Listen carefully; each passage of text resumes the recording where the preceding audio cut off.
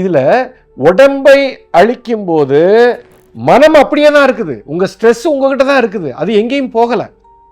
உங்கள் உயிரோட கலந்து இப்போ உயிர் போயிடுச்சு. இப்போ பாடி அழிச்சிட்டீங்க, உடம்புக்குள்ளே இருக்கிற உயிர் வெளியில் போய் அடுத்த ஒரு பிறவிக்கு நீங்கள் போகிறீங்க.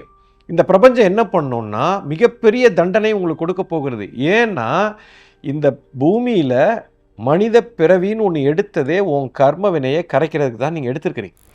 அப்போ அந்த கர்ம வினையை கரைக்கிறதுக்காக தான் இந்த விஷயங்கள்லாம் நடந்துக்கிட்டே வருது. அப்போ இந்த உடம்புக்குள்ளே இருக்கும் பொழுது மட்டும்தான் இந்த கர்ம வினையை கரைக்க முடியும். இல்லை என்று சொன்னால் இந்த கர்ம வினை கரையவே கரையாது.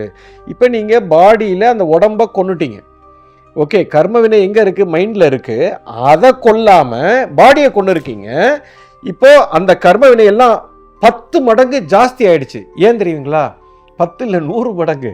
ஏற்கனவே இருந்த கர்ம வினையை தீக்கலை, அது கூட தற்கொலைங்கிற ஒரு பெரிய கர்மாவை தூக்கி மைண்டில் போட்டிங்க. இதுக்கு பெரிய தண்டனை உங்களுக்கு காத்திருக்கிறது.